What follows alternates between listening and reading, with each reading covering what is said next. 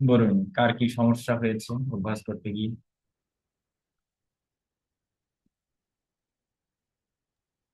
দাদা, আমার একটু ওই যে ক্ষীয়টার মধ্যে একটু সমস্যা হয়েছিল। ওটার উচ্চারণটা যদি একটু ভালো করে ব- করতে, আচ্ছা, তাহলে আমার একটু সুবিধা হইতো।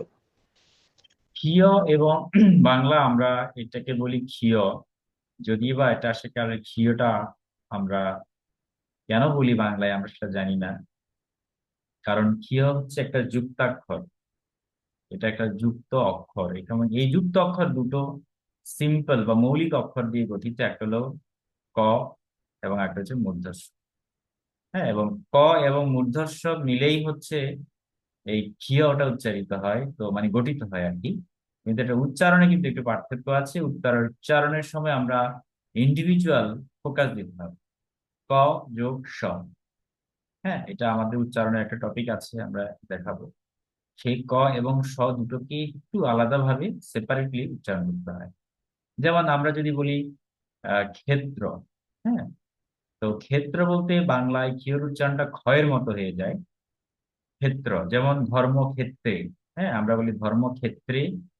তা এই ক্ষেত্রে, অন্য ক্ষেত্রে, এই ক্ষেত্রে শব্দটাকে আমরা এভাবে ব্যবহার করি। বা ক্ষেত বোঝাতে জমি আর কি, জায়গা জমি বোঝাতে আমরা ক্ষেত যেভাবে ইউজ করি সেই টা উপলক্ষে অনেক সময় আমরা উপলক্ষে বলে থাকি। শিক্ষা বলি, শিখ যোগ খা অর্থাৎ ক যোগ খ।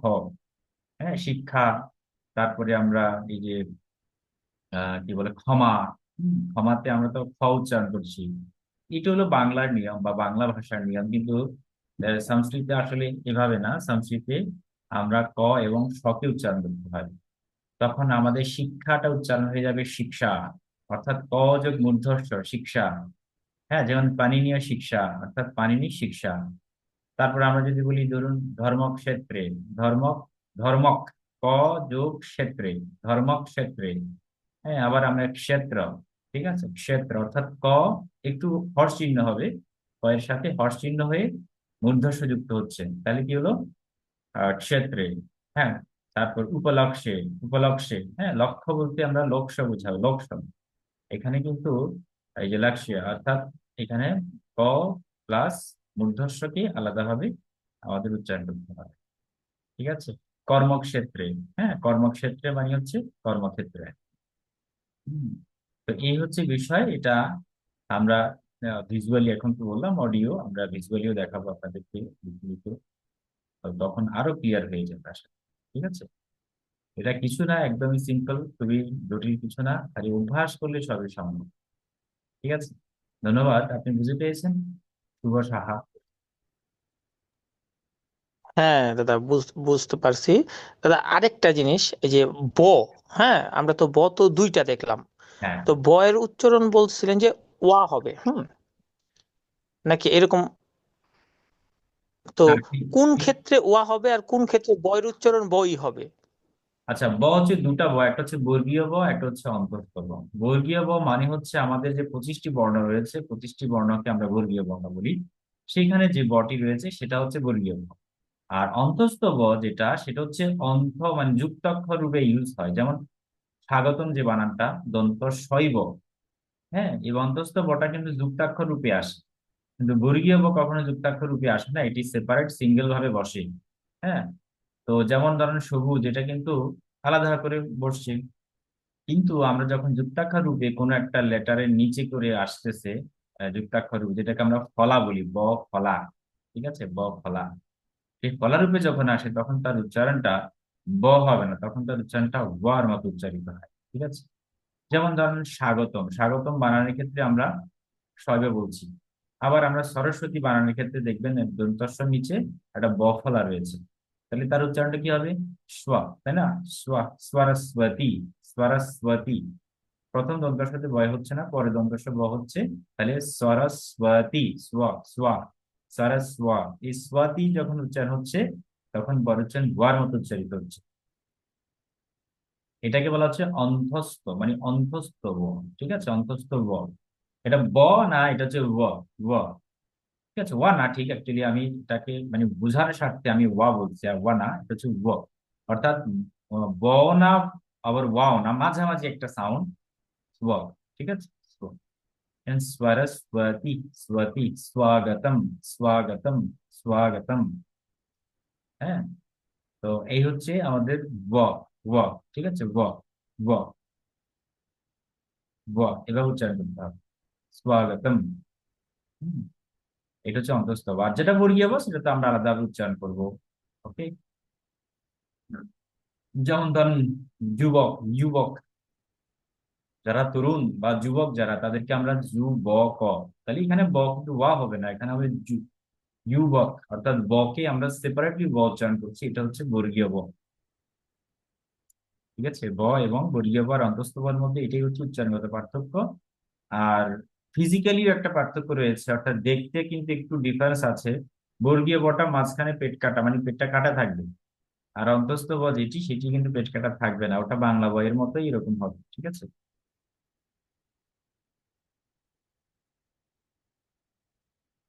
বিষয়টা কি আমরা বুঝাতে পেরেছি আপনাদেরকে? জি দাদা, বুঝতে পারছি বিষয়টা। বাহ, বুঝতে পারলে তো খুবই ভালো। আমি আবার দেখাচ্ছি, সমস্যা নেই। এই যে এটা হচ্ছে কি, বা এটা হচ্ছে অন্তঃস্থ ব। আবার যখন আমরা এভাবে লিখছি, মাঝখানে যখন কেটে দিচ্ছি, এটা হচ্ছে তাহলে বর্গীয় ব হয়ে যাচ্ছে। এটা বর্গীয় ব। তাহলে এটা কি হবে, এটা বর মতো উচ্চারিত হচ্ছে, বা। আর এটা হচ্ছে ভর মতো উচ্চারিত হচ্ছে, হ্যাঁ, ভ। আচ্ছা, আর কোনো প্রশ্ন আছে? আর কর্ষ যেটা দেখালাম, ক মূর্ধর্ষ হলো কি, অর্থাৎ কর মধ্যে হর্ষ চিহ্ন হয়ে যাচ্ছে, তাই না, সা, সা। ওকে, তাহলে ইকুয়াল টু কি হচ্ছে বাংলায়, যেটাকে আমরা এই যে কিউ আকারে যেটা লিখছি, হ্যাঁ, এইটা কিউ উচ্চারণ হচ্ছে ধর্মক্ষেত্রে, ধর্মক্ষেত্রে উচ্চারণ করতে এটাই পার্থক্য। তাই না, ছোটবেলায় আমরা ক্ষেত্রে ক্ষেত্রে পড়ে আসছি, কিন্তু যখন আপনি শিখছেন সংস্কৃতম, তখন আপনার উচ্চারণটা একটু চেঞ্জ হয়ে যাবে। তখন আপনি আর ধর্মক্ষেত্রে কুরুক্ষেত্রে বলবেন না, আপনি উচ্চারণ হয়ে যাবে ধর্মক্ষেত্রে কুরুক্ষেত্রে। হুম, ধর্মক্ষেত্রে কুরুক্ষেত্রে। কি? আচ্ছা, আর কারো প্রশ্ন?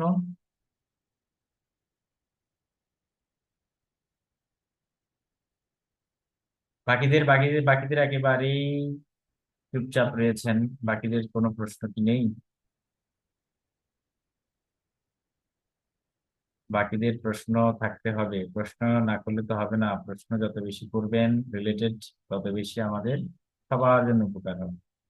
আচ্ছা, যাই হোক, আমরা প্রশ্ন না থাকলে আমরা আমাদের আবার নেক্সট টপিকে চলে যাচ্ছি, যেটি আমরা বর্ণমালার ক্ষেত্রে আমরা এবার আজকে একটু আকার ফলাগুলো একটু দেখবো, কার এবং ফলার যে ব্যবহার, সেই ব্যবহারটাকে আমরা একটু আজকে দেখার চেষ্টা করব। এর মধ্যে আপনারা অনেক প্র্যাকটিস করছেন, আজকে আমরা আরো প্র্যাকটিস করব। ঠিক আছে,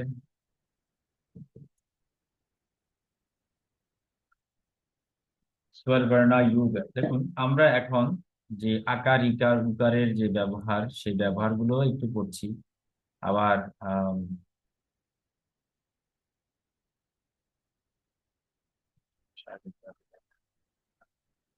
না বুঝলে প্রশ্ন করবেন। দেখুন, মাত্রা রূপানীর ক্ষেত্রে আমরা যে আকার ইকার গুলো রয়েছে, সেই আকার ইকার গুলো আমরা দেখি এক নজর। সেই আকার ইকার এগুলো বাংলা মতোই, বাংলা যেরকম আকার ইকার গুলো হয়, সেই আকার ইকার গুলো কিন্তু সংস্কৃত ভাষাতেও কিন্তু আছে। হ্যাঁ, সংস্কৃত ভাষাতে আকার ইকার ফলা গুলো রয়েছে, উকার ইকার। তো কিছু কিছুটা বাংলার মতো মিল রয়েছে, যেমন এই যে আকারটা, আকারটা অনেকটাই বাংলার মতো মিল। সুতরাং এখানে আর অত কোনো পরিশ্রম নেই, কষ্ট নেই। ইকারটা অনেকটাই বাংলার মতোই, দেখুন দীর্ঘ ইকারও বাংলার মতো। ঠিক আছে, এই তিনটা হচ্ছে একদম বাংলার মতো। বাকিগুলো একটু একটু ডিফারেন্স আছে, সেগুলো আমরা দেখে নেব। প্রথম তিনটাই হচ্ছে একদম বাংলার মতো সহজ, বাংলা ভাষায় যেভাবে আমরা পড়েছি সেইভাবে। ওকে, আচ্ছা, এখন আর যেটা উকার, দেখুন উকারটাকে আমরা বাংলায় তো এভাবে লিখি, যেমন ধরুন করসুকার কু, এভাবে উকারটা লিখি, কিন্তু দেবনাগরী বা সংস্কৃত ভাষায় আমরা এটাকে এভাবে লিখবো না। রস্যকারটাকে এইভাবে লেখা হয়, অর্থাৎ বাংলা যে তিন, আমরা তিন যেভাবে পড়েছি সেই তিনের মতো। ঠিক আছে, যদি আমরা এরকম ভাবে লিখি তাহলে কি হবে, যেমন এই যে টু, তিনের মতো হয়ে যাবে। ঠিক আছে, আবার আমরা যখন প্র্যাকটিস করবো আকার, তখনই বাংলায় আকারের মতো। কয়াকার কা, করসুকার কু। তাহলে এখান থেকে আমরা জানলাম রস্যকার সবসময় বাংলায় তিনের মতো। আর যেটা বাংলায় আমরা দীর্ঘকার করেছি সেই দীর্ঘকারটা হয়ে যাবে অনেকটাই রস্যকারের মতো, বাংলা যেভাবে রস্যকার করেছি এটা দীর্ঘকার। এটি হচ্ছে একটু পার্থক্য। ঠিক আছে, এই পার্থক্যটা একদম ক্লিয়ার হয়ে যাবে। ওকে, প্র্যাকটিস করতে করতে একদম ক্লিয়ার হয়ে যাবে। আর রিকার যেটা মানে রিকারটা মোটামুটি একই কাছাকাছি, শুধুমাত্র অ্যাঙ্গেলটা হবে না। অ্যাঙ্গেলটা বলতে যেমন ধরুন আমরা বাংলা যেরকম এভাবে অ্যাঙ্গেল করতাম, যেমন ক হচ্ছে বাংলা কয় রিফলা মানে ক্রি, কিন্তু দেবনাগরীতে এরকম এই যে অ্যাঙ্গেলটা এখানে হবে না।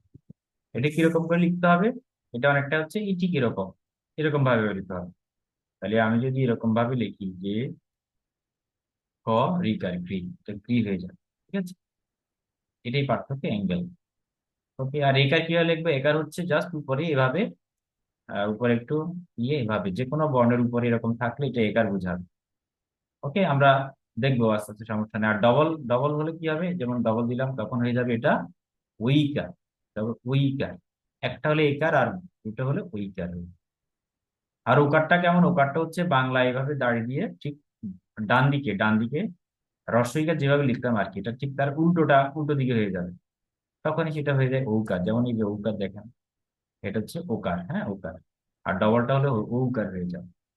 এটি হচ্ছে কারের বিষয়। কারের বিষয়টা কি ক্লিয়ার হয়েছে? তাহলে আমি আপনাদেরকে এবার একটু করে দেখাচ্ছি, মানে প্রত্যেকটা বর্ণতে কিভাবে ব্যবহৃত হচ্ছে। সার বর্ণ ইউ গাহা, স্বর বর্ণ ইউ গাহা। এটা একটু উচ্চারণ করুন তো আমার সাথে সাথে। এই শব্দটা একটু সবাই উচ্চারণ করুন দেখে দেখে।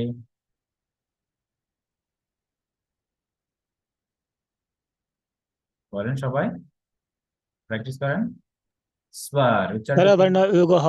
हाँ, स्वर वर्ण युगः, स्वर वर्ण युगः, स्वर वर्ण युगः, योगः। स्वर वर्ण, स्वर योगः। वर्ण। ঠিক আছে, स्वरवर्णयोगः। হ্যাঁ স্বর বর্ণ युगः, স্বর বর্ণ युगः। ঠিক আছে, স্বর বর্ণ युगः, युगः। আমরা আগেই জেনেছি যে দেবনাগরীতে জয়ের উচ্চারণ সবসময় অন্ত্যেষ্টির মতো হবে, কেমন? তাহলে এখানে ইউগাহা অর্থাৎ ঔকার, গর পরে বিসর্গ ইউগাহা, এভাবে উচ্চারিত হচ্ছে। ওকে, তো এবার দেখুন, এবার আমরা প্রত্যেকটা ইন্ডিভিজুয়ালি আলোচনা করি। ক, কর সাথে যখন অকার হয়ে যাচ্ছে, মানে ক হর্ষ, ক হর্ষ অকার, তাহলে পূর্ণাঙ্গ একটা ক আমরা পাচ্ছি। এটা আমরা অকার, এটা হচ্ছে অকারান্ত বলা হয় এটাকে। অকারটাই লুপ্ত ভাবে থাকে, অর্থাৎ প্রত্যেকটা বর্ণের ভিতরে, মানে ব্যঞ্জন বর্ণের ভিতরে অটা লুপ্ত আকারে থাকে, এই জন্য এটাকে লুপ্ত আকার বলে। ঠিক আছে, কোনটি লুপ্ত বর্ণ এরকমও বলা হয়, কোনটি লুপ্ত ফলা। তাহলে এটা হচ্ছে এই যে অকারটা, অকারান্ত, কেমন? আচ্ছা, এখন এটাকে যখন আমরা আকারান্ত লিখবো, অর্থাৎ ক হর্ষ চিহ্নের পরে আমরা এবার একটা আর, এখানে তো পূর্ণাঙ্গ রূপ, এটা হচ্ছে পূর্ণাঙ্গ রূপ। আর এটাকে যখন যুক্ত হওয়ার ফলে যখন সংক্ষিপ্ত রূপ হয়ে যাবে, তখন ঠিক এই যে এরকম ফর্ম হয়ে যাবে, অর্থাৎ কয়াকার কা। একদম সিম্পল, আপনারা এটা প্র্যাকটিস করবেন বারবার, কয়াকার কা। ঠিক আছে, যেভাবে লেখা হয় কয়াকার কা, বাংলায় যেভাবে লেখা হয় ঠিক একই রকম সংস্কৃত কয়াকার কা। বেশ কয়েকবার লিখবেন এভাবে খাতায় কয়াকার কা। এই হচ্ছে কার, হ্যাঁ এটা খুব সহজ বলে আমি একটু দ্রুত এগিয়ে যাচ্ছি। আচ্ছা, এবার কয়ের সাথে দেখুন ইকার, মানে ই যখন এই যে ই বর্ণটা যখন যুক্ত হলো, তখন একটা কার হয়ে গেল, এটাকে আমরা বলি ইকার, মানে হর্ষ ইকার, হ্যাঁ হর্ষ ইকার। হর্ষ ইকারটা কিরকম? এই যে বাংলা যেভাবে পড়েছি ঠিক কিরকম, এটা আপনারা বারবার লিখবেন কা, কি, কু, এভাবে সবগুলো লিখবেন। হ্যাঁ, আর দীর্ঘ ইকার যুক্ত হলে কি হয়? এই যে দীর্ঘ ইকার, ক, দীর্ঘ ইকার কি। হ্যাঁ, তাহলে আমরা যখন শিখছি না, আমরা শেখার সময় আমরা নিজেদেরকে একেবারে বাচ্চাদের মতো করে কল্পনা করি। ভাবতে হবে আমরা একেবারে নতুন নবীন নবজাতক। আমরা ভাষা শিখছি, মানে বর্ণ শিখছি, আকার শিখছি, উকার শিখছি। ধীরে ধীরে আস্তে আস্তে এগুলো ডেভেলপ। তো আমাদের এক দুদিনে আমরা সবাই এই ভাষাটা শিখতে পারবো না, এই ভাষাটা শিখতে হতে কিছুটা সময় লাগবে। আবার অনেকে অধৈর্য হয়ে যায়, শিখতে পারছি না কেন, এটার স্ট্রেস নিয়ে যায়, মানে ব্রেন এসে সবসময় ভাবে এই 5-6টা ক্লাস করে ফেললাম, তো এখনো কিছু শিখলাম না, তখন কি হবে, ব্রেন আর নিতে চাইবে না। তখনই তো ভালো, তখন আমরা নিজেরাই ব্লক তৈরি করে ফেলি। এই ব্লকগুলো তৈরি করা যাবে না। এনজয় করতে হবে, শিখতে শিখতে এনজয় করতে হবে। এবং আপনি যে পারছেন, এটাই তো অনেক কিছু। গ্রুপে অনেকেই পোস্ট করেছেন, দারুণ। হ্যাঁ, মানে আমি খুবই ভালো লেগেছে আপনারা চর্চা করছেন বলে। যাই হোক, এবার দীর্ঘ ইকারটা একটু দেখুন।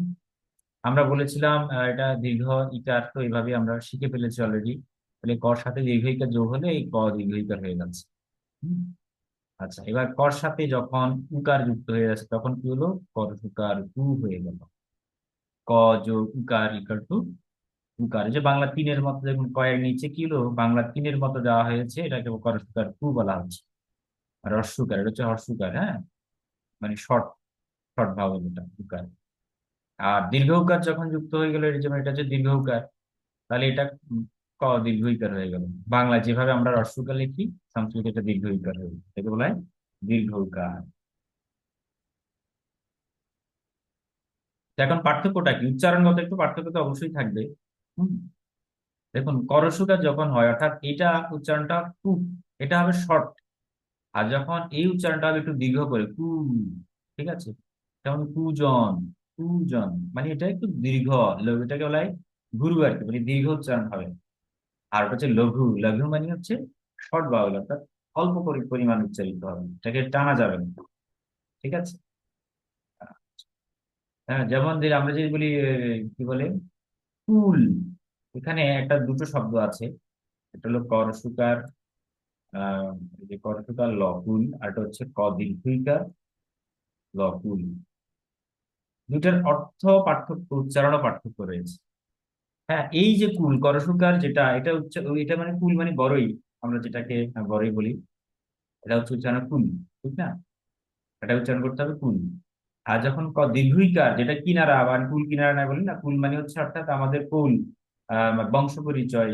হ্যাঁ, এটাকে বলা হয় কুল। তুমি কোন কুল থেকে আসছো, তোমার কোন জায়গায়, বলি না, জায়গা, প্লেসমেন্ট, বংশ পরিচয়, এটাকে বলে কুল। আর এটা উচ্চারণ করতে হবে, কিভাবে করতে হবে, কুল। এটা দীর্ঘইকার মধ্যে উচ্চারণ করতে হবে। একটা হচ্ছে কুল, একটা হচ্ছে কুল, পার্থক্য আছে। কুল, কুল, কুল, কুল, ঠিক আছে, কুল, কুল, এভাবে। দীর্ঘ সবসময় দীর্ঘের মতোই উচ্চারণ করতে হবে, সেটা উকার হোক আর ইকার হোক। ঠিক আছে, যেমন করশিকার আর দীর্ঘিকার মধ্যে এই দুইটার মধ্যেও একটু পার্থক্য আছে। আমি আবার দেখাচ্ছি যে সেটা কি, এই দুইটার মধ্যেও কিন্তু উচ্চারণগত পার্থক্য আছে। করশিকার কি, একটা হচ্ছে কি, একটা হচ্ছে কি, ঠিক আছে। যেমন আমি এখানে একটু দেখাই, করি। এই যে এখানে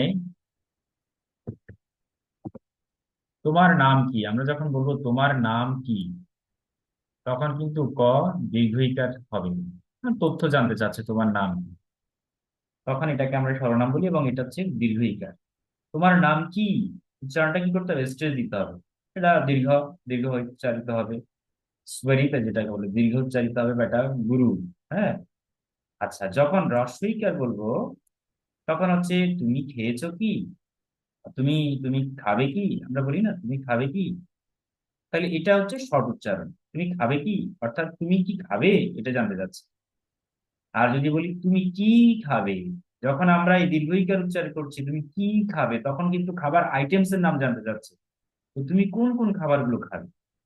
আর শুধুমাত্র আপনার মতামত জানার জন্য যে প্রশ্নগুলো করা হয়, সেটি হচ্ছে হ্রস্ব ইকার। অর্থাৎ এই যে তুমি খাবে কি, এটার উত্তর কি হবে, এটার উত্তর হবে হ্যাঁ অথবা না। যেমন হ্যাঁ অথবা না দিয়ে আমরা এটা উত্তর দিই। আর এটার উত্তর কি হবে, এটার উত্তর হচ্ছে তথ্য যে দিতে হবে, খাবারের নাম দিতে হবে, অর্থাৎ কোনো নাম জানতে চাচ্ছে। এটাই হচ্ছে আমাদের এই ক হ্রস্বইকার এবং ক দীর্ঘইকারের মধ্যে মানে ব্যবহারগত একটা পার্থক্য হয়।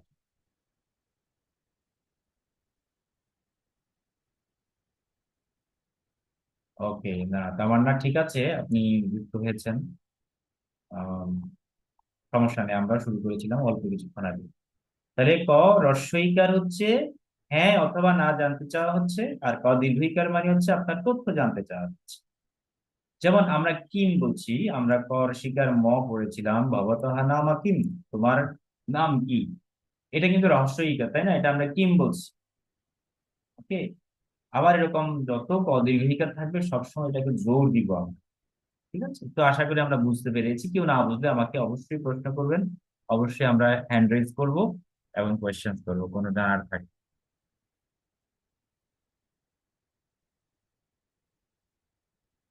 আর জানা না থাকলে আমরা আবার ফিরে যাচ্ছি আমাদের পাঠে। আচ্ছা, তো আমরা দেখলাম তাহলে আমরা ক হ্রস্বইকার এবং ক দীর্ঘইকারের পার্থক্যটা দেখতে পেলাম। এবার আসুন কর সাথে যখন এই যে রিকার যখন যোগ হলো, তখন আমাদের যে কয় রিফলা যোগ হলো, এটা আমি আবার বলেছিলাম এটা কখনো অ্যাঙ্গেল হবে না, এটা জাস্ট একটু ঘুরে যাবে, মানে ফার্স্ট ব্র্যাকেটের মতো অনেকটাই। ঠিক আছে, যেভাবে আমরা দিই এরকম কোনো অ্যাঙ্গেল হবে না, জাস্ট রাউন্ড শেপে এরকম হবে কি রিকার। এটা উচ্চারণ কি হবে? ক্রি। হ্যাঁ, এটা ক্রি উচ্চারণ হবে, ক্রি। ক্রি। আমরা রিকার উচ্চারণ আগে বলেছিলাম সংক্ষিপ্ত ভাবে আর দীর্ঘ ভাবে। ঠিক আছে, একটা যে শর্ট রিকে উচ্চারণ করব কিভাবে, দীর্ঘ রিকার উচ্চারণ করবো কিভাবে, সেটি আমরা আগে দেখিয়েছি। তো এটা উচ্চারণ ক্রি হয়ে গেল। কৃপণ, কৃষক, কৃষাণ। ঠিক আছে, এভাবে উচ্চারণ করতে হবে। কৃপানাহা। তা আমরা যে কৃপানাহা, এটা একটা পূর্ববাচক শব্দ। কৃপানাহা বিসর্গ। কৃষকাহা। তবে আরেকটি কথা বলি, এক্ষেত্রে একটা টিপ দিয়ে দিই। এই যে রফলা জাতীয় বা যুক্তাক্ষর জাতীয় যত শব্দ আপনি পাবেন বাংলা ভাষাতে, আপনি সবগুলো ম্যাক্সিমাম 90% শব্দই হচ্ছে আপনার তৎসম শব্দ, মানে সংস্কৃত শব্দ। হ্যাঁ, যেমন এই যে চন্দ্র, ওখানে কিন্তু রফলা ইউজ হয়েছে। তারপরে এই যে আপনার কৃষ্ণ, কৃষ্ণা, এগুলো সবই তৎসম বা সংস্কৃত শব্দ। রেফ থাকলেও কিন্তু বেশিরভাগই সংস্কৃত শব্দ। মূর্ধন্য থাকলে, এটা আমরা নত্যবিধান সত্যবিধান আমরা পড়বো আর বিস্তৃত, মূর্ধন্য মূর্ধন্য থাকলেও কিন্তু তৎসম বা সংস্কৃত শব্দ হয় সবসময়। এই জন্য বললাম, যারা বাঙালি, যারা বাংলা ভাষায় কথা বলছে, তাদের জন্য সংস্কৃত শেখাটা একেবারে দুর্ভাগ। হম। ঠিক আছে। আচ্ছা, তো এবার আসুন ডাবল রি, যেমন এই যে ডাবল রি এখানে হলো ডাবল রি, তাহলে ডাবল রি ক্ষেত্রে আমরা এটা উচ্চারণ করবো কি হবে? ক্রি। একটা হচ্ছে ক্রি, একটা হচ্ছে ক্রি। ক্রি, ক্রি। ঠিক আছে, যদি বা এটা ব্যবহার খুব একটা এখন নেই বর্তমানে, দীর্ঘ রিকার আর কি। আম, তো আসুন এবার কয়ের উচ্চারণটা দেখি। কয়ের সাথে একার যুক্ত হলে কি হয়ে গেল? কয়েকার কে। কে মানে হচ্ছে আমরা আগে বলেছিলাম এভাবে দিয়ে যে কোনো বর্ণের উপরে এরকম থাকলে কি হবে? একার হয়ে যায়। তাহলে এই যে কে। হ্যাঁ, কয়েকার কে।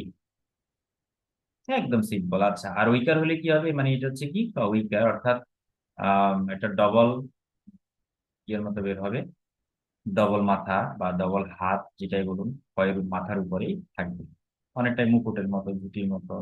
হ্যাঁ, ময়ূর পালকের মতো, এই হচ্ছে বিষয়। তাহলে উচ্চারণ কি হবে? একটা হচ্ছে কয়কার কে, আর একটা হচ্ছে উইকার খই। এটা একদম সিম্পল, কই।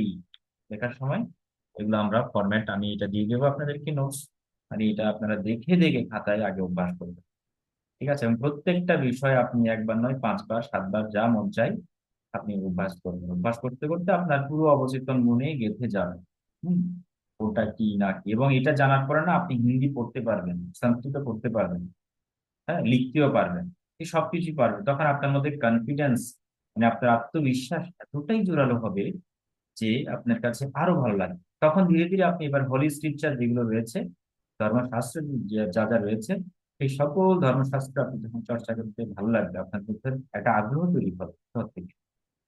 এবং এটা দেবভাষার কারণে এই প্রত্যেকটা শব্দ একটা শক্তি সৃষ্টি করছে। হ্যাঁ, একটা শক্তি সৃষ্টি করে।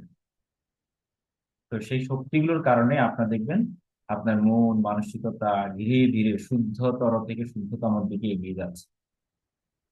শ্রদ্ধার সাথে যখন আমরা কোনো কিছু গ্রহণ করি, ইগোলেস ভাবে অর্থাৎ নিরহংকারী ভাবে, তখন আমাদের শেখাটা খুব চমৎকার হয়, দারুণ হয়, এবং আমরা একটা ডিভাইন ব্লেসিং পেয়ে থাকি।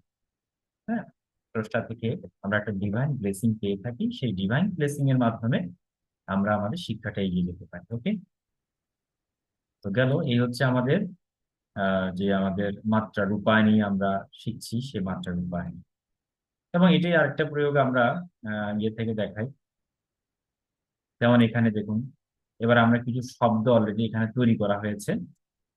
সেই শব্দগুলো যদি আমরা ধীরে ধীরে চর্চা করতে পারি। শব্দ আরেক পরে শিখাবো, সমস্যা নেই। শব্দ আমি দেখি, যেমন এই যে এখানে কিছু শব্দ দেওয়া আছে, শব্দগুলো আমি ওই দিনও আপনাদের কিছুটা দিয়েছিলাম। আহ, সেটা একটু দেখাই যে শব্দ এখানেও দেওয়া আছে, প্রত্যেকটা শব্দ। যেমন আহ, ভবত্যাহা, স্বাগতম পর্যন্ত আমরা তো দেখিয়েছিলাম, এগুলো সবগুলো বেসিক শব্দ আপনাদেরকে দেওয়া হয়েছে। এবার ভবত্যাহা, দেখুন এখানে ভবত্যাহা বলা হয়েছে। আহ তো এখান থেকেও আমরা শব্দ এগুলো কিভাবে দেবনাগরীতে লেখা হয়েছে সেখান থেকেও আমরা দেখতে পাই। আবার ভাবাতাহা, ভাবাতাহা মানে হচ্ছে পুরুষের ক্ষেত্রে আমরা জানি, ম্যাসকুলিন ক্ষেত্রে এটা ইউজ করা হয়, ব্যবহার করা হয় ভাবাতাহা। আচ্ছা, আর উত্তম মানে কি? অত্যন্ত ভালো বা খুব সুন্দর, এটা বোঝানোর জন্য আমরা উত্তমম শব্দটাকে ব্যবহার করে থাকি। উত্তমম, চমৎকার আর কি, বা ভালো, সুন্দর। আচ্ছা, আর জাগ্রত মানে, মানে আমরা যে কাউকে যদি উঠতে বলি যে তুমি উঠো, তখন বলতে হবে উত্তিষ্ঠ তু। ঠিক আছে, উত্তিষ্ঠ তু, হ্যাঁ, উত্তিষ্ঠ। উত্তিষ্ঠতু মানে হচ্ছে দাঁড়াও, স্ট্যান্ড আপ আর কি, উত্তিষ্ঠতু। আচ্ছা, আগচ্ছতু মানে কি? আমরা আগচ্ছতু এর সাথে সাথে আমি একটা শব্দ বলে দিই, আগচ্ছতু। Just a minute.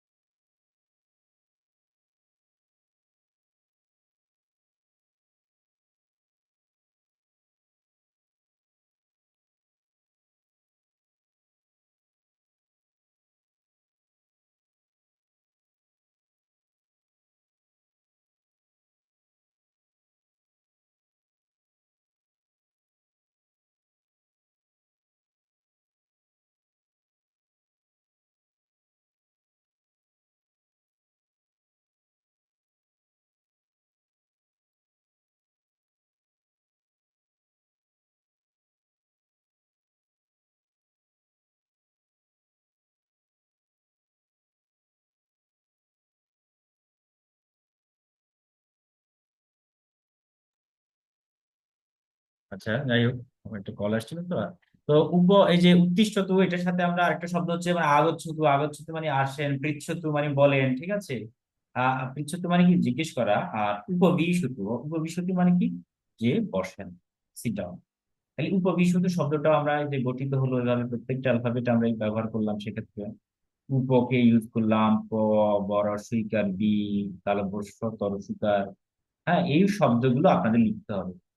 ওভারঅল আমি এখানে যে শব্দগুলো এখানে দেখাচ্ছি, এগুলো কিন্তু বিভিন্ন বেসিক ওয়ার্ডস, মানে একদম একেবারে প্রাথমিক পর্যায়ে কিছু শব্দ, যেগুলো আমাদের দৈনন্দিন জীবনে আমরা কথোপকথনের, সম্ভাষণের ক্ষেত্রে আমরা প্রায় ব্যবহার করে থাকি। এগুলোকে সংস্কৃত ভাষায় কিভাবে বা দেবনাগরীতে কিভাবে আমরা লিখবো, সেই লেখাটা আমাদের চর্চা করতে হবে।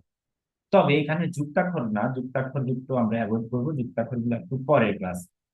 যুক্তাক্ষর গুলো আমরা আরেকটু জটিল বলে আমরা এটাকে নেক্সট ক্লাসে আস্তে আস্তে এগুলো বেশি চর্চা করবো।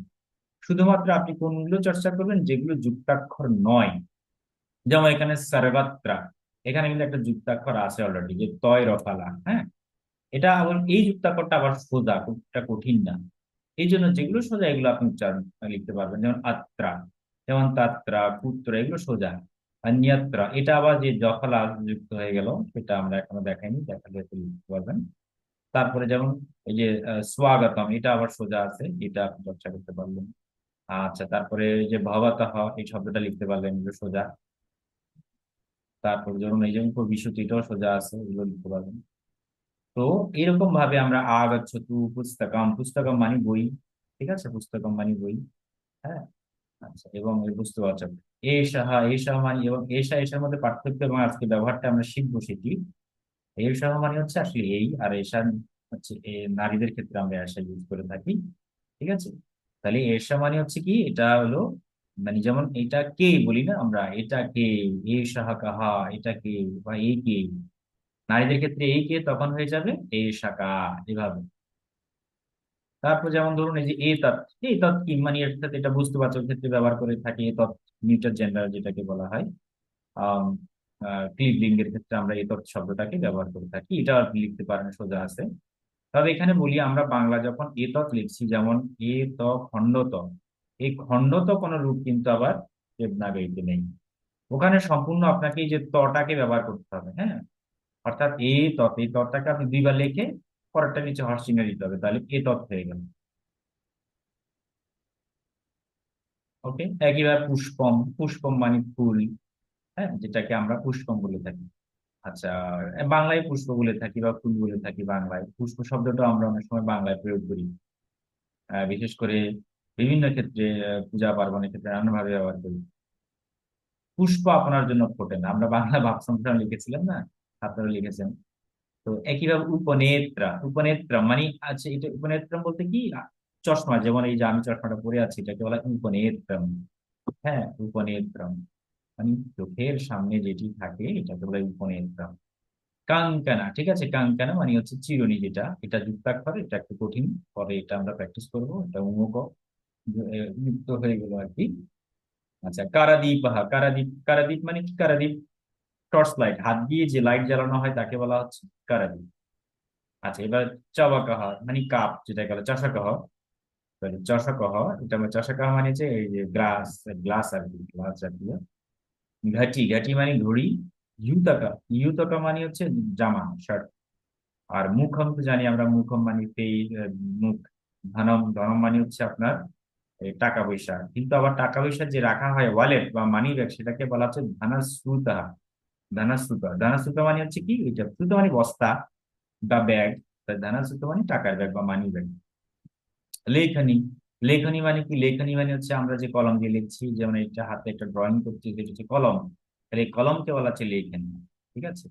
আবার পেন্সিলকে বলা হয় আঙ্কানি, পার্থক্য আছে। আঙ্কানি মানে যেটা আঁকে, সুন্দর করে পেন্সিল দিয়ে আমরা আঁকি, এটাকে আঙ্কানি বলা হচ্ছে।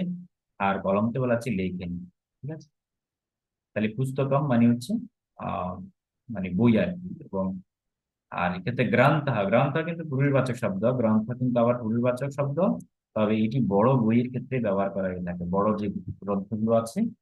হ্যাঁ, আবার পুস্তিকা, এগুলো হচ্ছে ছোট ছোট, হুম, বা পুস্তকম, এগুলো ছোট ছোট গ্রন্থ, একদম পিছিয়ে।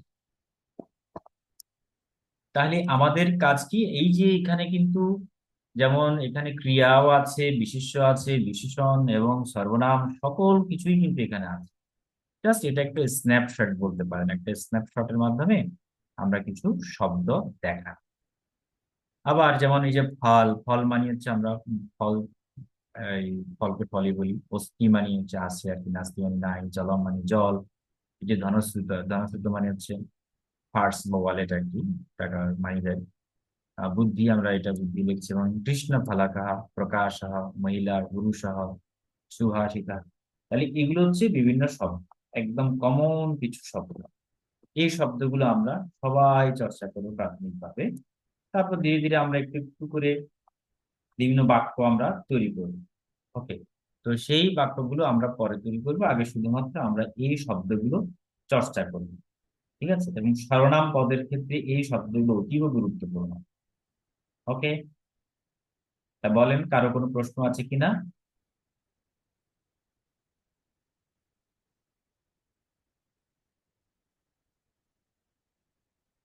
কারো কোনো প্রশ্ন আছে?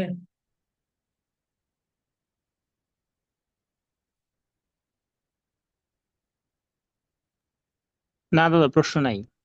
সবাই একেবারে সাইলেন্ট হয়ে গেছে মনে হচ্ছে। আচ্ছা, তো প্রশ্ন রাখলে যে সমস্যা নেই, আমরা আরেকটা স্লাইড ইয়েতে যাই বা একটা স্লাইডে যাচ্ছি। তাহলে আমরা এখান থেকে মূল কথা হচ্ছে আমরা শব্দগুলো কিভাবে গঠিত হচ্ছে সেটি আমরা দেখতে পেলাম। ওকে, এবার আমরা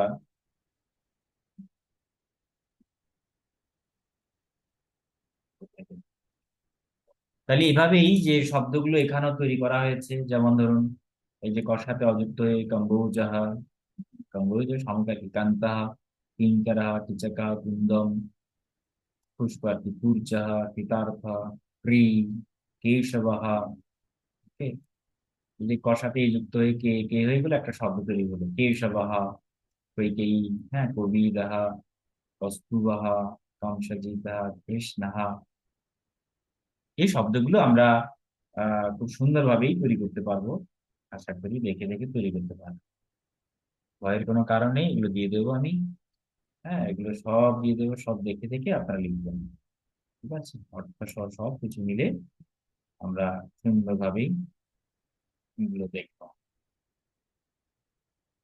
এবং এই যে মানে বিশেষ করে দেখুন আরেকটা জিনিস হচ্ছে চমৎকার, যে নামামৃত ধর্মীয় ক্ষেত্রে যখন এই যে হরিনামামৃত ব্যাকরণ খুব সুন্দর, যখন এই যে এগুলোকে কি বলা হচ্ছে, রহস্য স্বর বলা হচ্ছে, তাই না? এই রহস্য স্বরগুলোকে বামন দিয়ে তুলনা করা হচ্ছে, মানে বামন দেব, বামনা। আবার এগুলো হচ্ছে দীর্ঘ রূপ, দীর্ঘ রূপের কারণে এগুলোকে বলে ত্রিবিক্রমহা, ত্রিবিক্রমহা মানে হচ্ছে দীর্ঘ।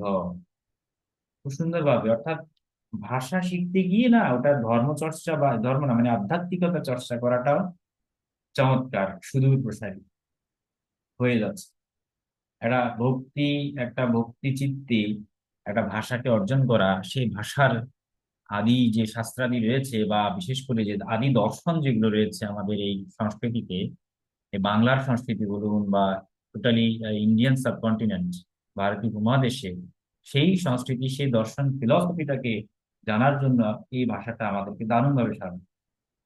প্রাচীন যে দর্শনগুলো রয়েছে যেগুলো মুনি ঋষি দ্বারাই প্রাপ্ত, সেই দর্শনগুলো যে এতটা দারুণ, তার গভীরে না গেলে হয় না।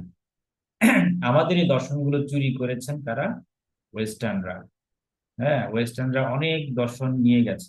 বিশেষ করে যখন গ্রিক বীর আলেকজান্ডার আমাদের এই ভারতবর্ষ আক্রমণ করেছিল, তখনকার সময়ে অনেক কিছুই ওনারা এখান থেকে চুরি করেছেন।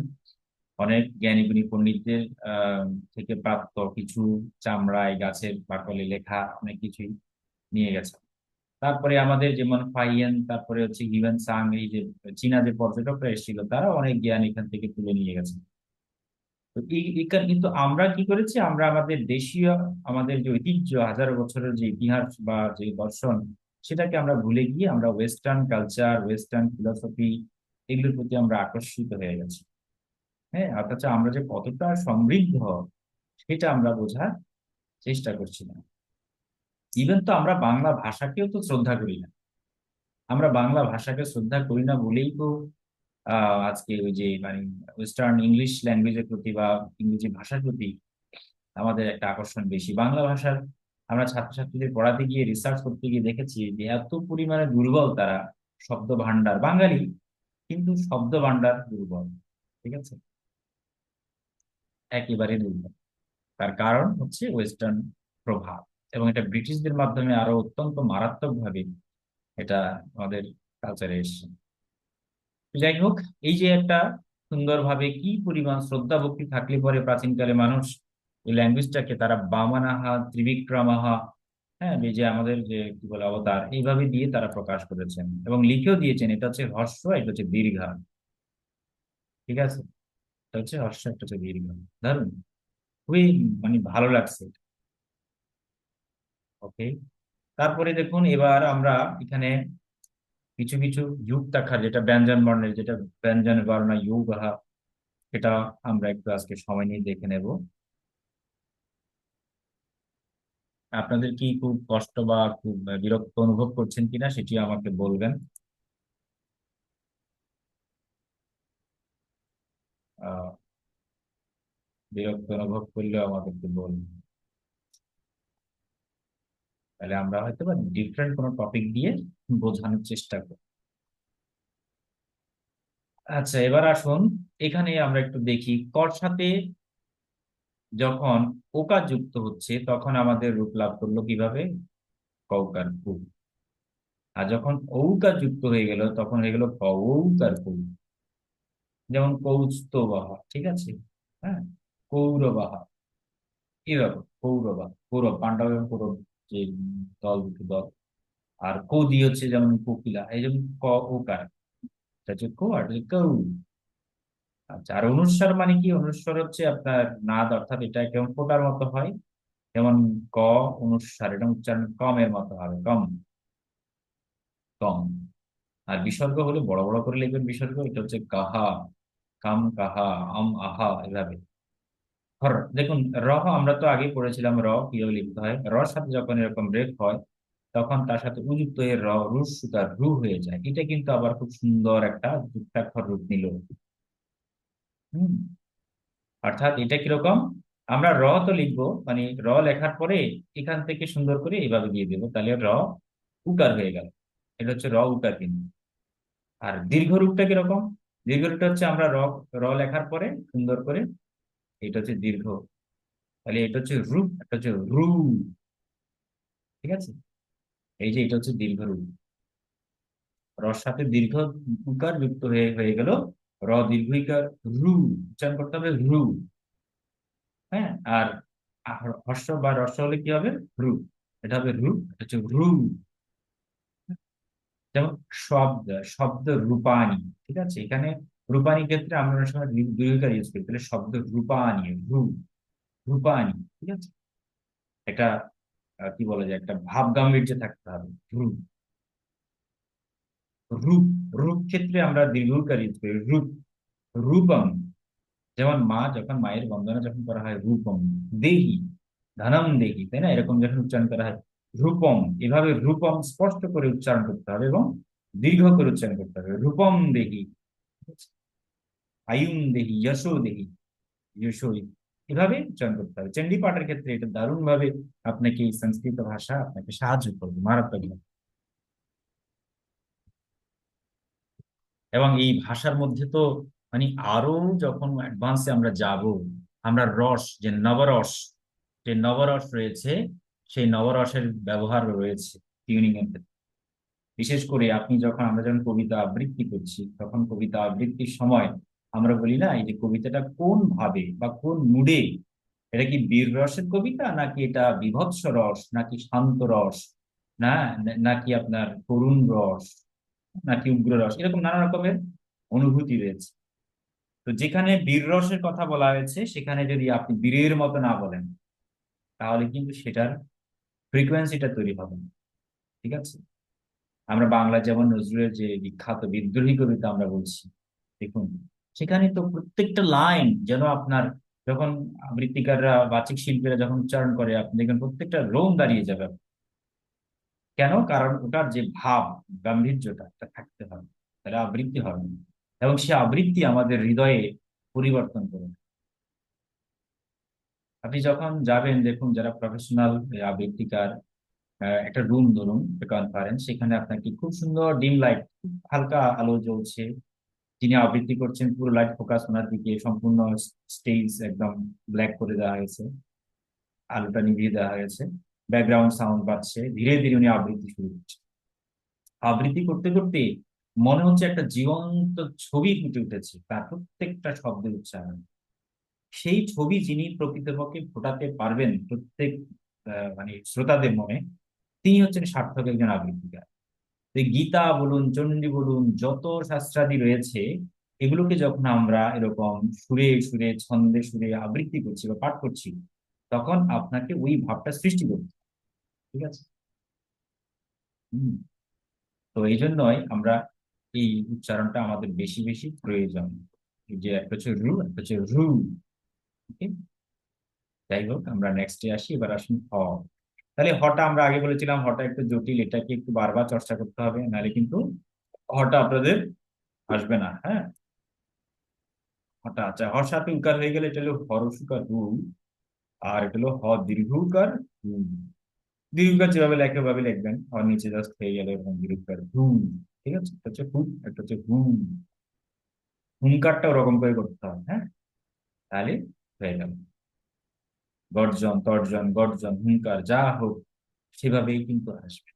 আর আমরা জানি যে মানে শক্তির দেবী তো, দশবিদ্যা হচ্ছেন একটা শক্তি, এবং তার সিংহ বাহন, হ্যাঁ, বা বাঘের ব্যাঘ্র চর্ম, বিভিন্ন রকমের পশু পাখির উপরে দেখা যায় কি তাদের একটা রূপ সেখানে দেওয়া হয়েছে। এর মানে কি? এর মানে হচ্ছে তার হুঙ্কার, তার তর্জন গর্জন এতটাই ওই হিংস্র পশুর মতো যখন আসেন, তখন তিনি শত্রুকে বিনাশ করার জন্য ওরকম একটা রূপ দিতে হয় তাকে। এই কারণেই সেটি ওভাবে আসছে, সুতরাং ওই শ্লোকটা পাঠ করার সময় আপনাকে ওই ভাবটা আনতে হবে। তাহলে কি হবে, আপনি ভাবের সাথে ফ্রিকোয়েন্সির সাথে আপনি ম্যাচিং হলে তবেই সেটা পাওয়ার সৃষ্টি করবে, তবে সেটি আপনার ভেতরে মানে একটা এনার্জি, একটা শক্তিকে সৃষ্টি করবে। এটাই কি বলা হচ্ছে শক্তি সাধনা।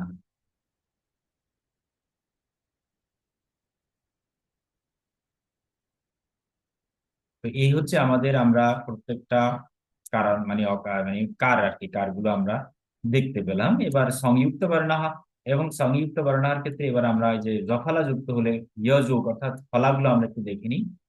যেমন জফলা, জফলাটাকে আমরা কিভাবে দেখবো? জফলাটাকে আমরা ইয়া ইউগাহা অর্থাৎ এই যে কজফলা দেখুন, এটা ইয়া যেভাবে আমরা লিখি ঠিক এটাকে জাস্ট ডান দিকে, প্রত্যেকটা বর্ণের ডান দিকে আপনি অ্যাড করে দিলেই একটা রূপ লাভ করবে, একটা চিত্র লাভ করবে। এটা হচ্ছে কজফলা। যেমন কজফলা, এটা হচ্ছে খজফলা, হ্যাঁ, এটা হচ্ছে গজফলা। ঠিক আছে, এটা কিরকম, ঠিক কিরকম সুন্দর করে আবার লিখবেন, ব্যাস হয়ে গেল। মাথাটা দিয়ে দিলেন, এটা হচ্ছে গজফলা। ঘ কিভাবে পড়েছিলাম, এই যে ঘ, হ্যাঁ, ঘর সাথে এবার জাস্ট এরকম হয়ে গেল গজফলা। তারপর চ কিভাবে লিখতাম আমরা, চ, চর ক্ষেত্রে আমরা এইভাবে করতাম, তাই এইভাবে দিবেন। আর এখান দিয়ে গজফলা। ছ, ছ যেভাবে আপনারা করেছেন এভাবে ছ, জফলাটা যোগ করে দিবেন শেষ। বর্গীয় যেভাবে জফলা যোগ করে দিবেন। টয় জফলা, এভাবে ঠ জফলা, ড জফলা, ঢ জফলা, দেখুন সব হচ্ছে জফলা। ইয় ফলা আমরা বলবো, ইয় ফলা বা ইয় ইউগাহা, ইয় ইউগাহা, যযোগ, এভাবেই চর্চা করতে হবে। সংযুক্ত বর্ণের ক্ষেত্রে এগুলো গুরুত্বপূর্ণ, কারণ এগুলো আস্তে আস্তে ধীরে ধীরে আমরা যুক্তাক্ষরের দিকে চলে আসছি। ঠিক আছে, এই হচ্ছে ইয় সংযুক্ত বিধান।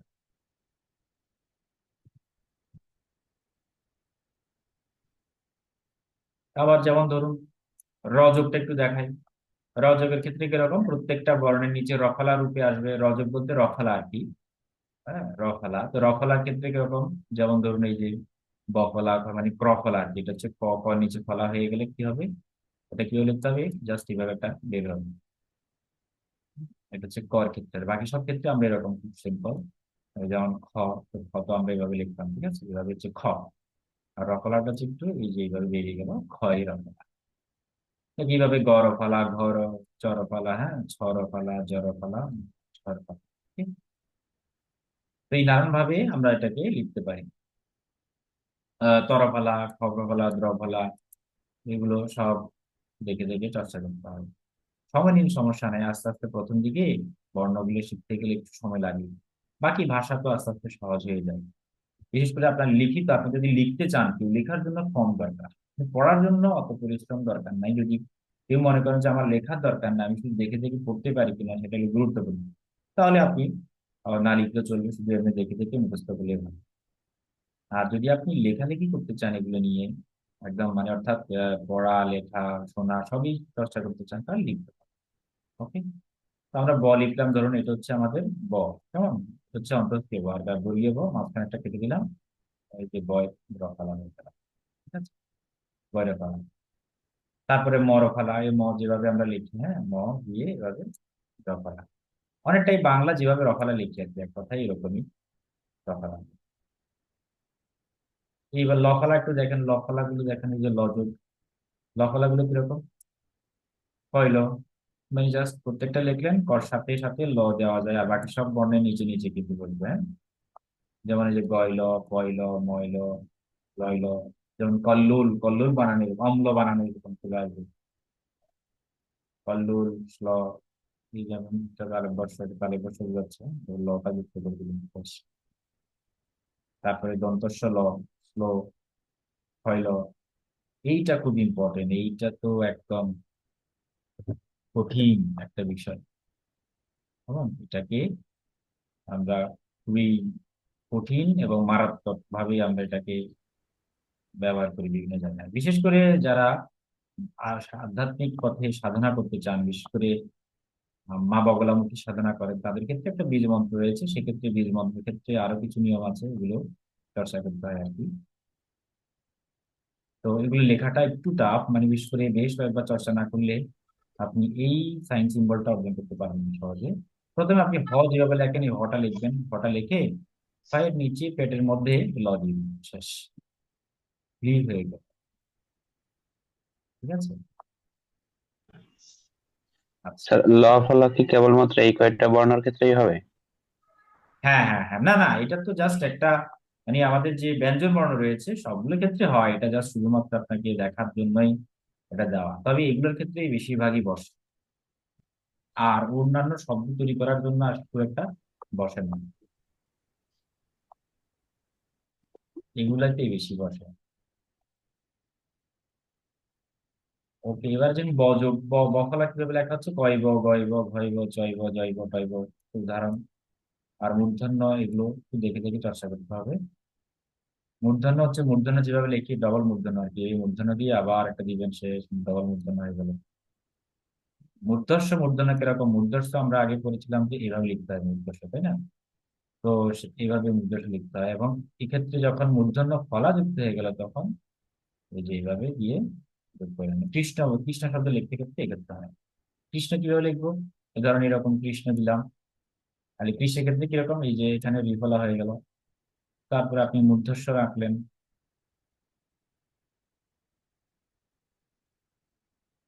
হয়ে গেল কৃষ্ণ। ঠিক আছে? আর লিখিত। আচ্ছা, প্রথমে মূর্ধস্ব আঁকলেন আপনি, মূর্ধস্ব পেট দিলেন, দেওয়ার পরে এটা সুন্দরভাবে আবার দিবেন মূর্ধস্ব। এখন হয়ে গেল মূর্ধস্ব, কৃষ্ণ। আর বিসর্গ হয়ে গেলে পুরুষবাচক শব্দ কৃষ্ণ, হা। ঠিক আছে, কৃষ্ণ, হা।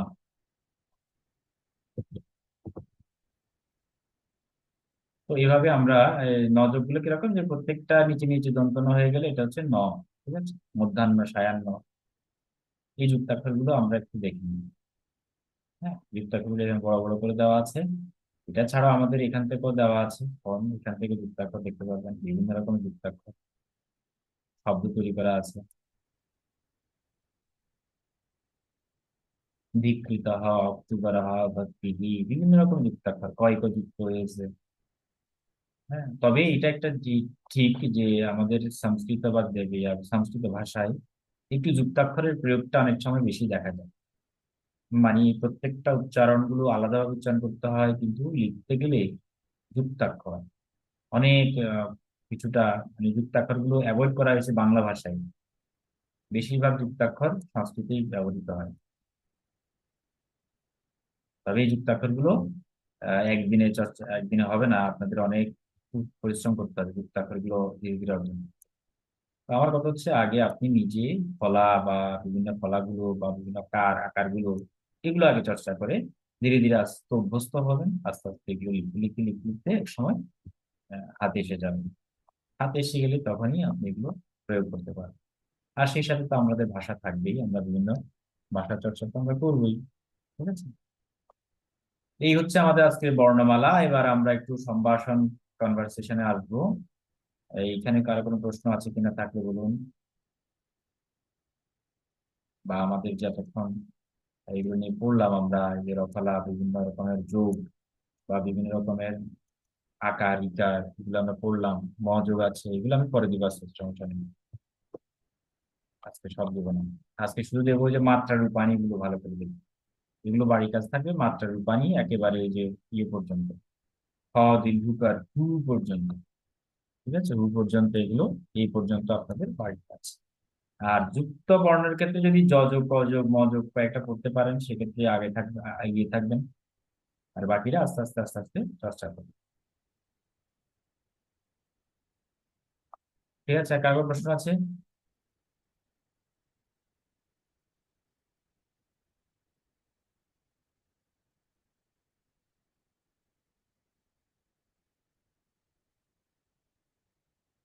আছে আপনাদের কারো কোনো প্রশ্ন? নেই তো, না?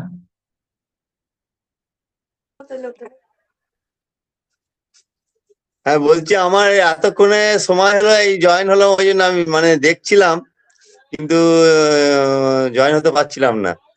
আমি চেম্বারে বসে দেখছিলাম, আচ্ছা আচ্ছা, শুনছিলাম।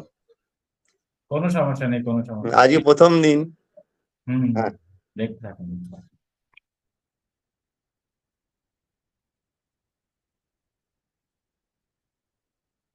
তো ঠিক আছে, আমরা মোটামুটি যুক্তাক্ষর কিছু কিছু আমরা তো দেখলামই আমাদের এই।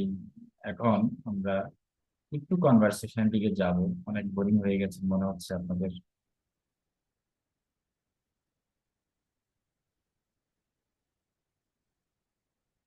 আচ্ছা, তো সম্ভাষণার্থ, দেখুন সম্ভাষণার্থের ক্ষেত্রে আমরা অলরেডি পড়েছিলাম মম নামা ভবতঃ নামা কিম ভবত্যঃ নামা কিম, সহ কহ সাকা, এগুলো আমরা কিছুটাই পড়েছি। আজকে ঠিক তারপরে অর্থাৎ আমরা আপনার পড়বো, ওই কিছু স্বরবর্ণ পড়বো আমরা, কেমন? এবং আমরা দেখি, চেষ্টা করি আমরা এই পেজটা একটু ভালো করে শব্দগুলো ব্যবহার দিয়ে জানার চেষ্টা করি। ওকে, তো প্রথমেই আমরা আসি এখান থেকে। আমরা আজকে এখন চেষ্টা করছি, আপনারা এখন এটা ভালো করে দেখার চেষ্টা করেন।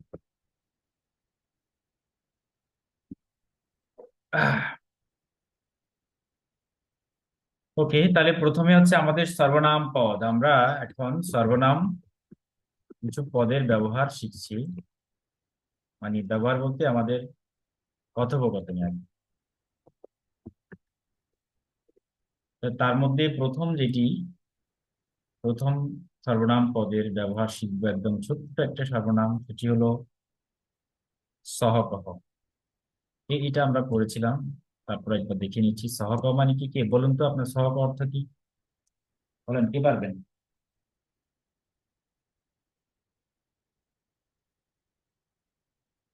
রেসপন্স করতে হবে তো। তুমি কে বা আপনি কে, এরকম। না না না, তুমি না, তুমি না, এটা তো থার্ড পার্সন, মানে সে, এটা হবে সে কে, পুরুষের ক্ষেত্রে। হ্যাঁ, কহ মানে কে, আর সহ মানে সে। তুমি, আপনি, আমি, আমরা, বা তুমি, তোমরা, এটা এটা ভিন্ন, এটা হচ্ছে আলাদা শব্দ। সহ হচ্ছে, মনে করবেন সব সময় যদি ইংলিশে বলি, এই কারণে সেটা হলো থার্ড পার্সন। মানে আমাদের পুরুষ কয়টা আমরা জানি? তিনটা পুরুষ রয়েছে, প্রথম পুরুষ, মধ্যম পুরুষ, তাই না? উত্তম পুরুষ, উত্তম পুরুষ আর কি, উত্তম পুরুষ, নাম পুরুষ, মধ্যম পুরুষ। তো এইটা হচ্ছে নাম পুরুষ আর কি, অর্থাৎ আমাদের এটা হচ্ছে থার্ড পার্সন। এখন এই যে এখানে সহ মানে হচ্ছে কি, বিশেষ করে পুরুষদের ক্ষেত্রে সহ ব্যবহার করা হয়ে থাকে। আবার নারীদের ক্ষেত্রে আমরা কি ব্যবহার করব? নারীদের ক্ষেত্রে আমরা সা কা ব্যবহার করব। সা কা অর্থ কিন্তু একই, কি, সে কি। ঠিক আছে, আমি এটা লিখে দিচ্ছি ব্র্যাকেটে, নারী। তাহলে নারীবাচকের ক্ষেত্রে আমরা সা কা ব্যবহার করছি, আর পুরুষদের ক্ষেত্রে সহ কহ ব্যবহার করছি। বিষয়টা একদম ক্লিয়ার। আচ্ছা, এখন এই যে সহ কহর যে উত্তর, এখন তো আমরা প্রশ্ন শিখলাম। প্রশ্ন শেখার পরে আমরা এবার উত্তরটা কিভাবে দিব? তাহলে উত্তরটার ক্ষেত্রে আমরা সহ, যেমন বালকহ, ঠিক আছে, অর্থাৎ সে বালক, যার বাংলা হচ্ছে সে একজন বালক, হয়ে গেল। আর নারীদের ক্ষেত্রে উত্তর কি হবে? সা বালিকা। এটা আমরা কিন্তু পড়িয়েছিলাম গত ক্লাসে, এতটুকু পর্যন্ত আমরা শেষ করেছি। তাহলে আপনি বলতে পারেন সহ বালক বাদ দিয়ে আপনি বললেন সহ অধ্যাপক, সহ শিক্ষক, সহ যুবক, ঠিক আছে, সহ নায়ক, সহ চিকিৎসক, সহ বৈদ্য, এরকম অনেক পরিচয় আমরা দিতে পারি। আর বালিকাদের মানে নারীদের ক্ষেত্রে আমরা সা বালিকা, সা গীতিকা, সা নায়িকা, ঠিক আছে, সা শিক্ষয়িত্রী। হ্যাঁ, তো এরকম প্রচুর প্রচুর আমরা উত্তর দিতে পারবো। এই যে শব্দগুলো না বলছি, এই শব্দগুলো শেখাটাই হচ্ছে মূল কথা। দেখবেন কথা বলতে বলতে আপনি প্রতিদিন এরকম 10টা 20টা মানে 20টা 50টা এই শব্দ একদম শিখতে পারবেন। তাহলে আমরা এরকম আরো কিছু শব্দ আমরা দেখে নিই। যেমন কি বলতে পারি? সা, সা মালতী। হ্যাঁ, কারো কারো নাম দিলাম আর কি, সা মালতী, সা তামান্না। সে কে? সে তামান্না। কে? সা তামান্না। তারপর যেমন ধরে বলতে পারেন সা কে? সা গায়িকা, মানে সে একজন গান করছে। হ্যাঁ, সা গায়িকা। উত্তরে এবার আমরা বিভিন্ন শব্দ দিতে পারি। সা নায়িকা, সা মালতী, সা শ্যামলী, সা তামান্না, সা। তারপরে এই যে কৃষ্ণা, ওকে, সা, গীতা। এরকম প্রচুর নাম আমরা ব্যবহার করতে পারবো। তাহলে এগুলো হচ্ছে সম্পূর্ণভাবে আমাদের প্রশ্ন করার জন্য আমরা সর্বনাম পদের কিছু ব্যবহার সেক্ষেত্রে আমরা দিয়ে থাকি। মানে পুংলিঙ্গে, আমি আবার বলছি, পুরুষ পুংলিঙ্গের ক্ষেত্রে দূরের কাউকে বোঝাতে, এটা মনে রাখবেন, দূরের কাউকে বোঝাতে আমরা এই সা বা সহ শব্দটাকে ব্যবহার করি। এটা হচ্ছে দূরের কাউকে বোঝাতে এই সহ অথবা সা শব্দ প্রয়োগ করি। এটা হচ্ছে নোটস, এটা আপনারা নোট দিয়ে রাখবেন। দূরের কাউকে, অর্থাৎ দূরের কোনো তৃতীয় ব্যক্তির ক্ষেত্রে আমরা এইগুলোকে ব্যবহার করি সবসময়। দূরের কাউকে বোঝাতে আমরা এটা প্রয়োগ করি। ওকে। আচ্ছা, এখন এগুলো মানে আমরা পুংলিঙ্গের ক্ষেত্রে তো সহ দিয়ে বললাম, যেমন সহ বালকঃ, সহ যুবকঃ, সহ পণ্ডিতঃ, সহ গায়কঃ, সহ শিক্ষকঃ, সহ চিকিৎসকঃ, সহ বৈদ্যঃ। হ্যাঁ, এইভাবে এই যে নারী পুরুষ যা যা বললাম এগুলো হচ্ছে দূরের কাউকে বোঝাতে। আর কাছের কাউকে বোঝাতে কি ব্যবহার করব?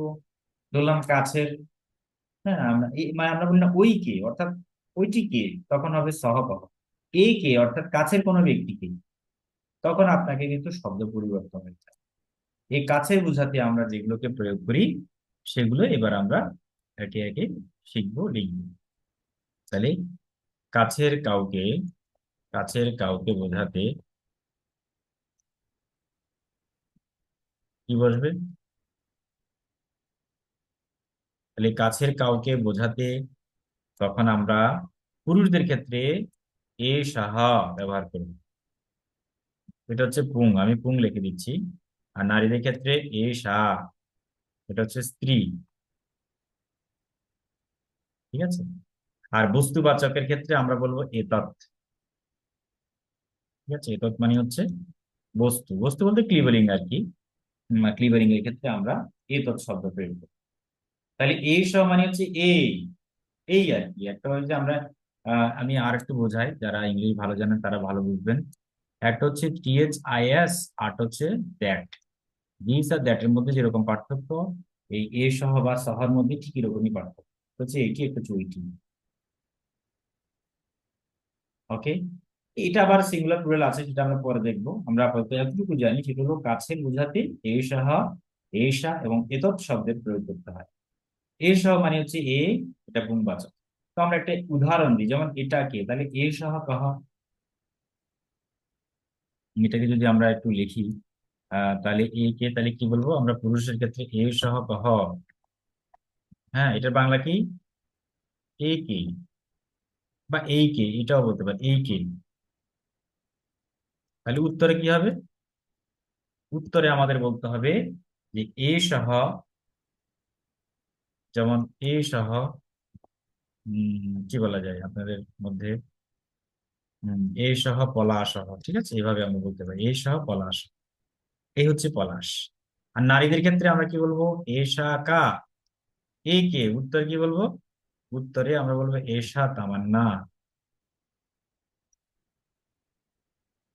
এশা তামান্না। এশাকা, এশা বালি, এরকম আমরা বলতে পারি। এশাকা এ কে, উত্তর হচ্ছে এশা তামান্না, এশা বালিকা, এশা ছাত্রা, এশা শিক্ষিকা, এশা নায়িকা, এশা এরকম যত গীতা আমি তো যাই হোক, যত নাম আছে, যা কিছু পেশা প্রফেশন যা আছে সব দিতে পারবো।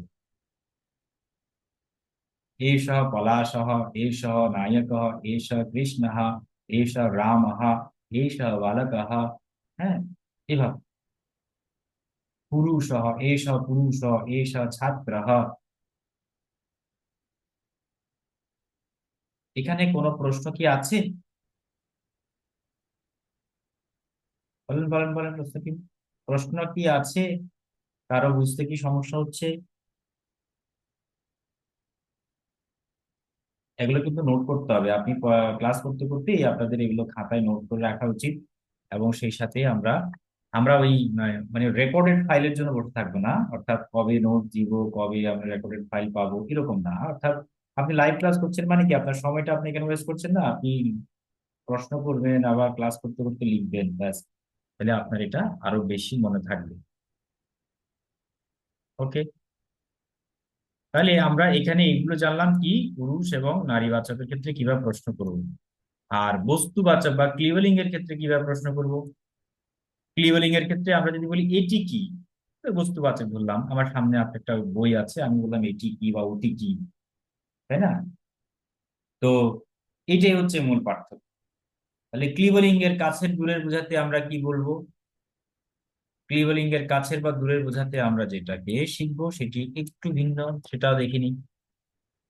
সেটা হচ্ছে একটা হলো তৎশব্দ এবং আরেকটা হচ্ছে এতৎ শব্দ। ঠিক আছে, তৎ মানে হচ্ছে এই যে দূরের, আর কাছের হলো এতৎ। একটা হচ্ছে দূরের, একটা হচ্ছে কাছে। যেমন এই যে পুজোর সময় আমরা বলি না এই সব পুষ্প হ্যাঁ না, এই সব পুষ্প। হ্যাঁ, এভাবে আমরা এই বিভিন্ন পূজা পার্বণের ক্ষেত্রে ব্যবহার করে থাকি, তাই না? আবার অনেক সময় নারীবাচক যদি কোনো দেবী তার দেবীর ক্ষেত্রে পুজো পার্বণ হয়, তখন সেক্ষেত্রে আমাদেরকে এসা ব্যবহার করতে হবে। পুরুষ দেবতার ক্ষেত্রে এসা ব্যবহার করতে হবে। পুষ্প শব্দটা যেহেতু এসা, তাহলে অবশ্যই এই সব পুষ্প বলতে হবে।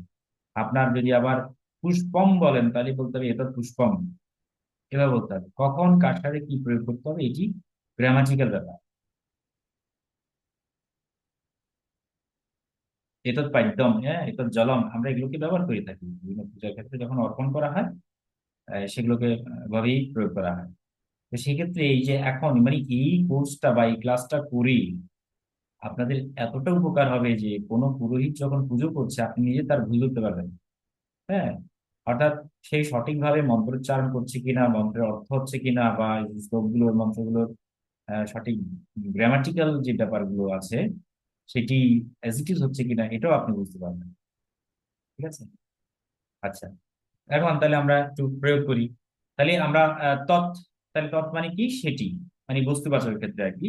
And সেটি কি, তখন আমরা আরেকটা শব্দ ইউজ করতে পারি কিম। কিম মানে হচ্ছে কি, আমরা এটা আগে পড়েছিলাম কিম মানে কি। তাহলে তৎ কিম অর্থাৎ সেটি কি।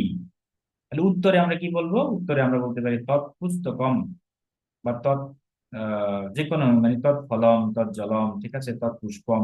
এরকম যত রকমের বস্তুবাচক বা ক্লিবেলিং বাচক রয়েছে, সবগুলোর ক্ষেত্রে আমরা এটা ব্যবহার করতে পারি। তৎকিম সেটি কি, আর এটা এ তো এ শব্দ যুক্ত হলে মনে করবেন যে এটা কাছে বোঝাচ্ছে।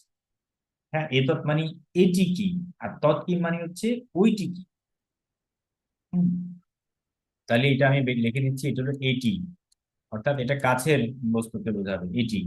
তাহলে এ তৎকিম, এ তৎকিম এ তৎ পুস্তকম।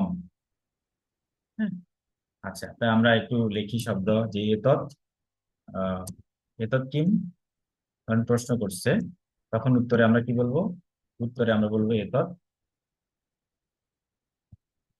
পুস্তকম, অর্থাৎ এটি হচ্ছে পুস্তক। একইভাবে আমরা আরো অনেক শব্দ প্রয়োগ করতে পারি। আপনি পুস্তকমের পাশাপাশি আপনি গৃহম, এতৎ কিম এতৎ গৃহম, এতৎ কিম এতৎ ফলম, এতৎ কিম এতৎ আহ, কি বলা যায় যে ইয়ে বলা যায় পুষ্পম জলম ফলম চাষ, হ্যাঁ, এগুলো ব্যবহার করা যায়। ধনম, এতৎ কিম এতৎ ধনম, এতৎ কিম এতৎ ধনস্ফুতম, ঠিক আছে, ধনস্ফুতম। এতৎ কিম এতৎ বলা যায় যে আমরা কৃষ্ণ ফলকম, ঠিক আছে, এতৎ কিম এতৎ দন্ত ফেনকম। এরকম অনেক রকম শব্দ আমরা প্রয়োগ করতে পারি। সবগুলো হচ্ছে কাছের বস্তু, আর দূরের বস্তুর ক্ষেত্রে আমরা তৎ দিয়ে প্রশ্ন, একই ফর্মুলা, শুধুমাত্র এততের জায়গায় তৎ হয়ে যাবে। তখন বলতে হবে তৎ কিম তৎ পুস্তকম, তৎ কিম যেমন তৎ ভবনম, তৎ কিম তৎ চিত্রম, চিত্রম মানে ওই যে পেন্টিং আর কি। আর তৎ পুষ্পম, আবার হাত পাখাকে আমরা কি বলি, তৎ ব্যজনম, তৎ ধনম, ঠিক আছে, তৎ মন্দিরম, তৎ জুতকম, জুতকম মানে জামা। আমি শব্দগুলো লিখে দিচ্ছি, ইউতকম, ইউতকম মানে হচ্ছে অ্যাকচুয়ালি জামা, এই আর কি। ওকে, আর ফেনকম মানে কি, ফেনকম মানে হচ্ছে সাবান, সাবানকে বলা হয় ফেনকম। তারপরে যেমন টিভি, টিভিকে বলা হয় দূরদর্শনম, দূরদর্শনম মানে হচ্ছে এই যে টেলিভিশন আর কি। তো এতৎ কিম বলতে হবে এতৎ দূরদর্শনম, অথবা বলতে হবে তৎ কিম তৎ দূরদর্শনম। এরকম আরো অনেক আছে, উপনেত্রম, এতৎ কিম এতৎ উপনেত্রম। হম, উদ্যানম, ঠিক আছে, শস্যম রেলয়ানম বিমানম জলম লোকয়ানম, বিভিন্ন লোক মানে পাবলিক ট্রান্সপোর্টকে আমরা লোকয়ানম বলা হচ্ছে। ঠিক আছে, জলম লোকয়ানম আমি দিয়ে দেবো শব্দগুলো, কোনো ভয় পাওয়ার কিছু নেই, শব্দগুলো কি কি আমরা ব্যবহার করব প্রতিদিন, সেগুলোকে আমি লিস্ট আকারে দিয়ে দেবো, শুধুমাত্র আপনি প্রয়োগ ঘটাবেন। ঠিক আছে, তো এবার বলুন দেখি, অনেক তো অনেক পড়া হলো। হ্যাঁ, এবার একটু তাহলে আমরা ইয়ে বলি, বলেন। এবার সবাই আমি প্র্যাকটিস করতে চাই আপনাদের সবাইকে নিয়ে।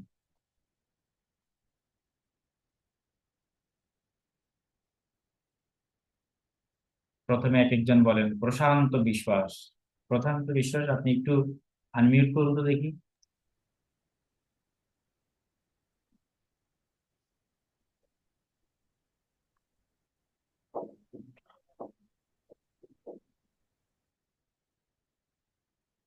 হ্যালো,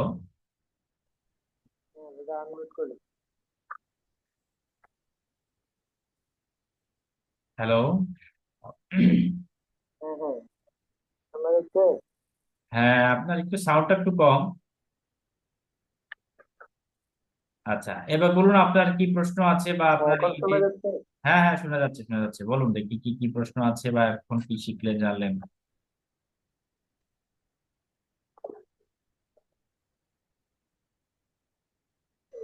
প্রশ্ন হচ্ছে বলতে গেলে এখন তো নতুন নতুন অনেক কিছু শিখছি, আরো মানে আগ্রহ হচ্ছে আর কি আমি সেটা জানার। আচ্ছা আচ্ছা, আর আপনি প্রয়োজনে ক্লাসগুলো রেকর্ডেড থাকবে, এই ক্লাসগুলো প্রয়োজনে আবার দেখেন, সমস্যা নেই, ফ্রি টাইমে আপনি যদি পান আবার দেখেন, বা যে নোটগুলো দিব সেগুলো আপনি দেখবেন, চর্চা করবেন। ঠিক আছে, আমাদেরকে গ্রুপে জানাবেন হোয়াটসঅ্যাপ গ্রুপে। ধন্যবাদ। এবার বিধান বলুন তো, বিধান, বিধান আপনি আনমিউট করুন।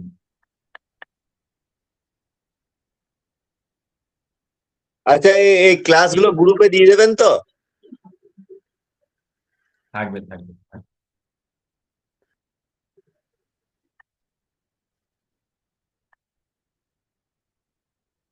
বিধান আপনি আনমিউট, আমি শুনতে পাচ্ছি না অবশ্য। আচ্ছা, যাক উনি হয়তো প্রস্তুত হয়নি। তামান্না বলুন তো, তামান্না।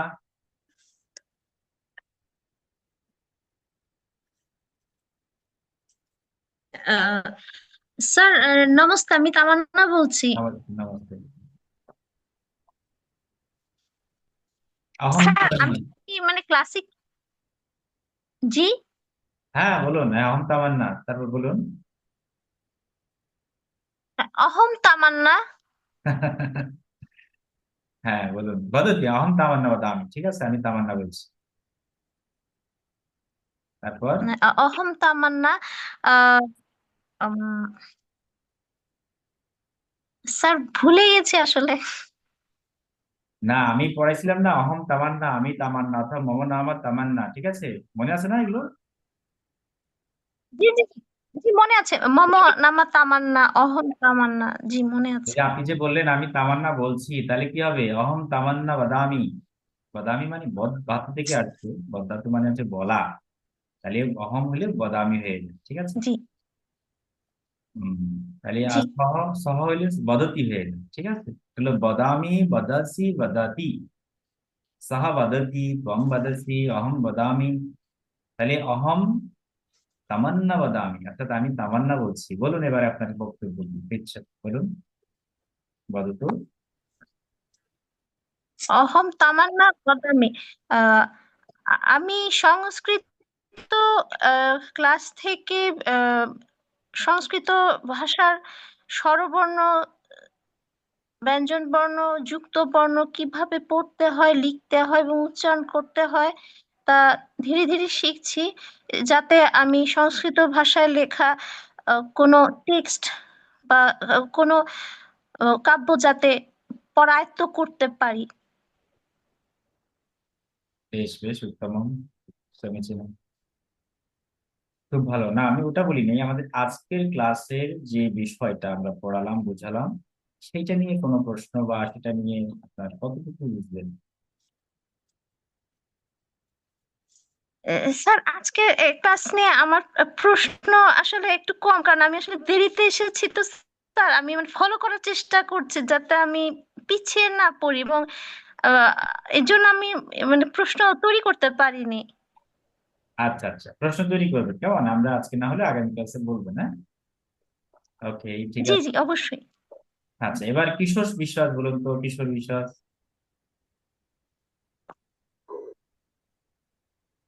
নমস্কার স্যার। নমস্তে। তো স্যার, সংস্কৃত ভাষার প্রতি তো একটা আগ্রহ আগে আগেই ছিল। তো আজকে এই দেখা যায় নতুন নতুন শব্দ, আগে কিছু একটা সংস্কৃত পড়ার চেষ্টা করতাম, তো সেখান থেকে কিছু কনফিউশনের তৈরি হইতো। বিশেষ করে ওই গত ক্লাসে একটা দেখছিলাম যে ব একটার হচ্ছে মাঝখান থেকে একটা টান দেওয়া, একটা আহ টান নেয়। তো এখান থেকে এখান থেকে জানতে পারলাম যে ওইটার একটা উচ্চারণের একটা ভিন্নতা আছে। তারপর আজকে ওই আহ, স্ত্রীবাচক শব্দ বা পুরুষবাচক শব্দে একটা ভিন্নতা আছে, আমরা যেটা আহ, বাংলা ভাষায় অনেকটা দেখা যায়, যেহেতু সংস্কৃত ভাষার গ্রামারে ইউজ করা হয়। ইংলিশে আবার অতখানি দেখা যায় না, যে সবাইকেই আমরা ইউ দ্বারাই বলতে পারি। বাট এখানে অনেক পার্থক্য এই লিঙ্গের কারণে হয়। আমরা বিভিন্ন ধরনের শব্দে আমরা সেই পরিবর্তন, পার্থক্য দেখতে পারি। তো এটা শেখার সময় একটা ভালো লাগা কাজ করে। আর আজকে বিশেষ করে এমনি কোনো ডাউট নেই, এমনি অনেক কিছু জানতে পারছি এইটাই। আচ্ছা আচ্ছা, ধন্যবাদ। ধন্যবাদ আপনাকে। তাহলে আমরা আজকে শিখলাম কি, যে আমরা সহ কহ শিখলাম, সে কে বা কহ সহ একই কথা, সে কে বা কে সে পুরুষবাচকের ক্ষেত্রে। নারীবাচকের ক্ষেত্রে সেটা কি হবে? সা কা, সা কা সা। আর উত্তরে আমরা কি বলবো? সহ, যেমন আপনার নাম কিশোর, তাহলে আমরা সহ কিশোর মানে সে কিশোর, কিশোর। তাহলে স বলতে কি কাছের কেউ না দূরের কেউ?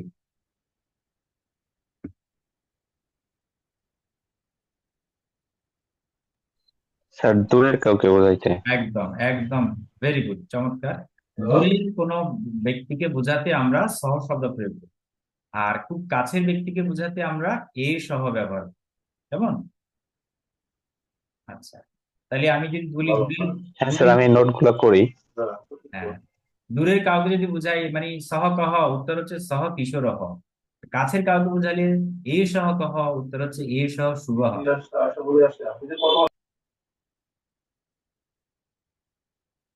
ঠিক আছে, এ সহ বিধান, এ সহ রণজিত, হ্যাঁ, এ সহ পলাশ, এ সহ প্রশান্ত। ঠিক আছে, এরকম আমরা, এটা হচ্ছে কাছের ব্যক্তির ক্ষেত্রে পুরুষবাচক। আর নারীবাচক হচ্ছে সাকা। ঠিক আছে, সা মানে দূরের ব্যক্তিকে সাকা বলবো, আর কাছের হলে এশা, এশাকা, এশা তামান্না, সাকা, সা গীতা, সা বর্ণালী। এভাবে আমরা সা এবং এশা এগুলোকে ব্যবহার করবো। আর বস্তুবাচকের ক্ষেত্রে কি বলবো? বস্তুবাচকের ক্ষেত্রে আমরা বলবো এ তৎকিম। তাহলে যেমন এ তৎকিম, হ্যাঁ, এ তৎ মানে কাছের, এ তৎকিম এটি কি? উত্তর হচ্ছে এ তৎ পুস্তকম। এ তৎকিম এ তৎ পুস্তকম। আর এটা যদি অনেক দূরে হয়, তখন আমরা বলবো তৎকিম তৎ পুস্তকম। ঠিক আছে, যেমন আমার এই যে চশমাটা আছে এখানে, তাহলে আমি যেটা কাছে আছে, তাহলে আমরা কি বলবো এটা? এ তৎকিম। উত্তর হচ্ছে এ তৎ উপনেত্রম, এ তৎ উপনেত্রম। হ্যাঁ, আর আমরা যদি দূরে থাকতো এই চশমাটা, তাহলে বলতাম যে মানে তৎকিম, উত্তর হতো তৎ উপনেত্রম। বোঝা গেল?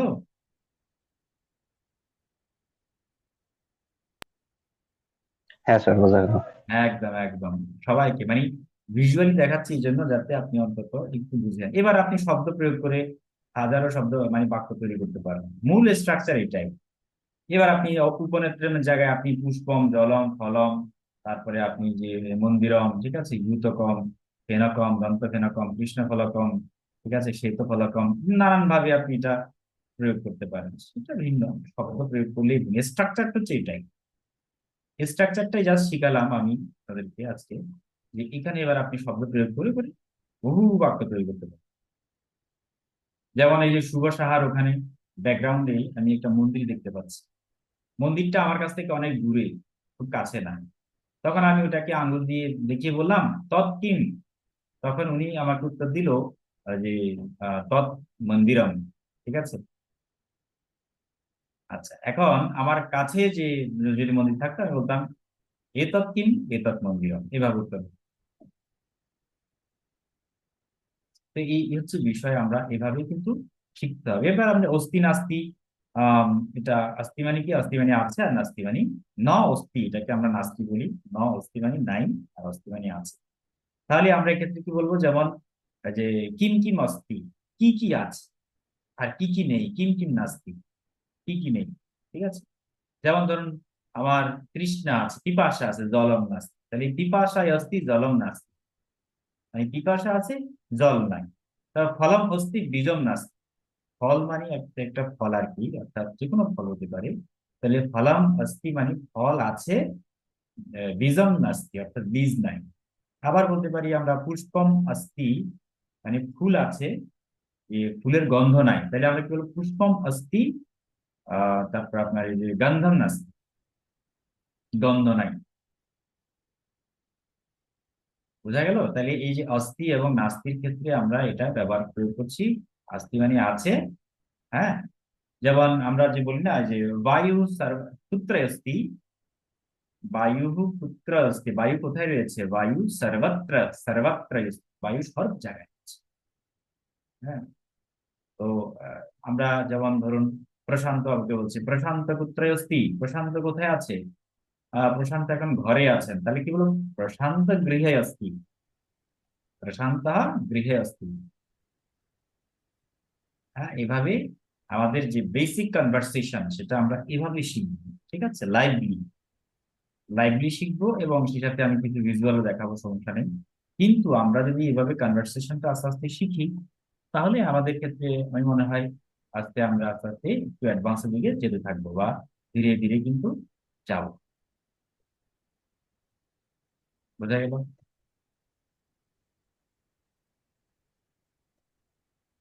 হুম। মানে কাছের কোনো কিছু বোঝাতে, কাছের কোনো কিছু বোঝাতে যেটা ব্যবহার করতে হবে, যেমন এ তৎ উপনেত্রম, মানে আপনি যেমন বলেন এ তৎ উপনেত্রম, মানে এটা হচ্ছে কাছের, কাছেই আছে চশমাটা। হ্যাঁ হ্যাঁ হ্যাঁ। আর দূরে যদি ওর বোঝানো হতো তখন সেক্ষেত্রে ব্যবহার হতো তৎ, তৎ উপনেত্রম। একদম একদম।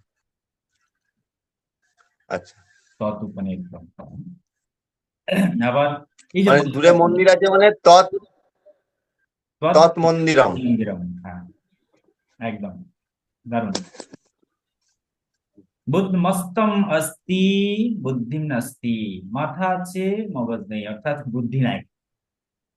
হ্যাঁ, কি মস্তক, বললেন আরেকবার বলুন? মস্তকম অস্তি, মস্তকম অস্তি, মাথা আছে, বুদ্ধিম নাস্তি, বুদ্ধি নাই। ও, মস্তকম মস্তি বুদ্ধি কম নাস্তি। হ্যাঁ, বুদ্ধিম নাস্তি মানে বুদ্ধি নাই। মস্তকম মস্তি, অস্তি, অস্তি, মদ অন্তঃসহায়তায় হচ্ছে। অস্তি, হ্যাঁ, রাষ্ট্র অস্তি, রাষ্ট্র মানে, অস্তি অদন্তঃসহায়তায় হচ্ছে। হ্যাঁ স্বরীয় দন্তস্ব তয় সংযুক্ত রস্যই, অস্তি।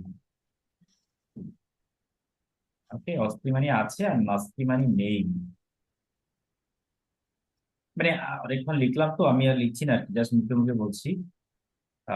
তো এইভাবে আমরা মানে যে কোনো রকমের প্রয়োগ ঘটাতে পারি। কেমন, গৃহম, যেমন এই যে এটা ঘর, চারিদিকে এটা ঘর, হ্যাঁ। গৃহম অস্তি, ঘর আছে, লোকম নাস্তি, অর্থাৎ কোনো লোক নাই। ঠিক আছে? তো লোকম তো আসলে এটা লোকম হয় না, মানে লোকম তো পুরুষবাচক শব্দ, লোকহা, লোক বলতে হবে, লোকহা নাস্তি, লোক নাই।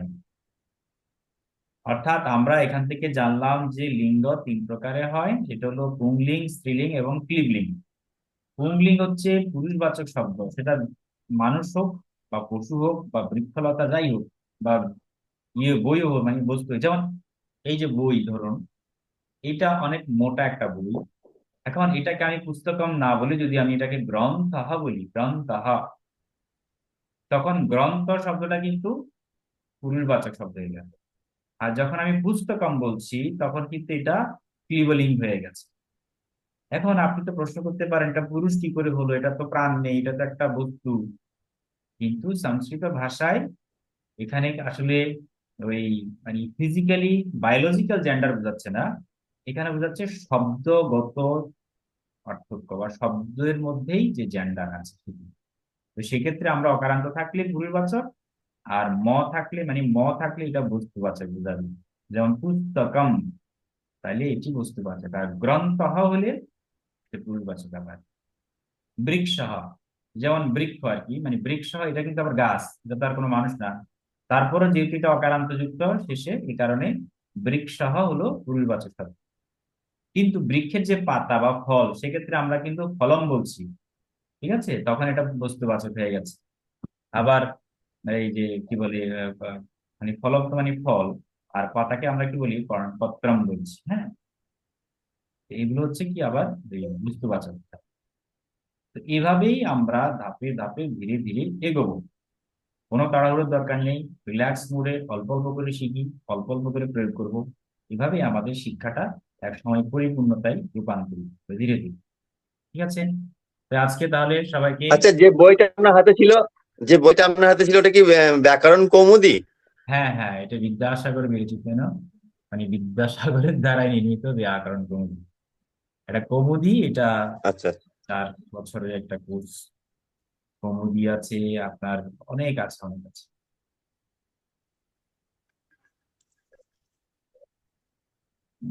তো আচ্ছা, যাই হোক, তো এবার আর কি কারো প্রশ্ন আছে?